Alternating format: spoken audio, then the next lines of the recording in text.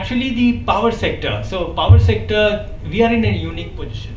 So entire power is generated through diesel, and the cost, obviously the cost of producing power is quite high. The gap between the cost of generation and, thank you so much, the cost of generation and cost of supply is quite high, and it ranges to the tune of 16 rupees per unit. Now this is highly unaffordable, but thanks to Government of India and its subsidy policy, that we are able to get power. And I totally empathize with the services sector, especially hotels, which have been earlier promised industrial power. Now they have to pay commercial power. But I do not want to tell you that what is the reason, and I do not see, I do not want to promise you something that it will be rolled back. It would not be rolled back, probably in near future. But yes, this is one area which is on my mind, and I'll definitely work upon it. There are complications. There are complications in the entire issue, and most of you are aware about the complications but we'll try and overcome those complications, and we'll try and find a fair policy in which these sectors, which is at present not being able to contribute substantially, would also be able to contribute, and the power sector and power tariff should not become a burden in that endeavor. So that is one.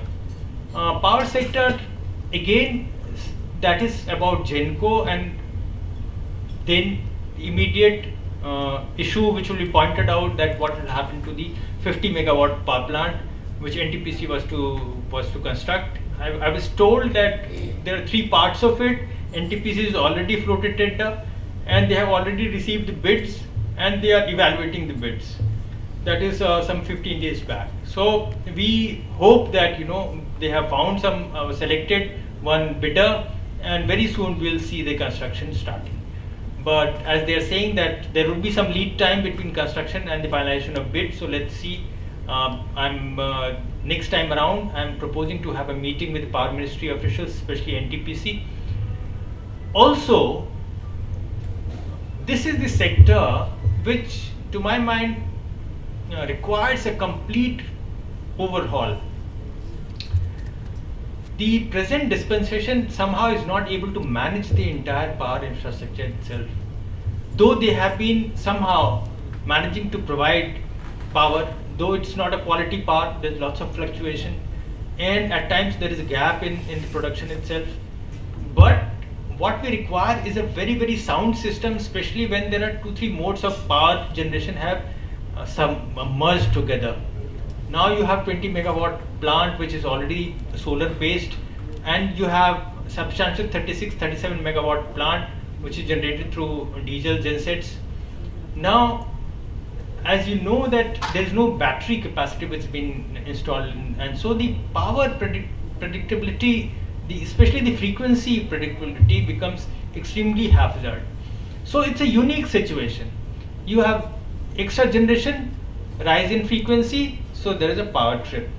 There is sudden overcast, clouds come in, so generation goes down, lesser frequency, so again there is a power cut. So the extra generation, less generation, both times you will have power cut. Now it's not a solution, it's not an insurmountable technical solution. It's a proposition where the solution can easily be found.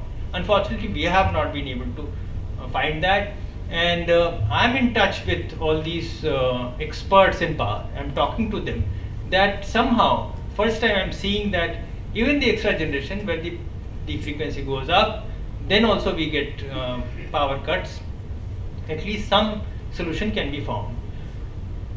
A larger solution, to my mind, that entire sector, especially the half of entire Andaman, where NTPC had earlier agreed to take over the entire power sector generation and distribution, can be handed over to that. And NTPC, being a PSU, has its own capacity and strong capacity to see the functioning of power sector. And once it takes over, then probably without harming any of the employees who are already working here in our government, probably we can have that seamless transfer going on, and then probably power sector can start looking northwards.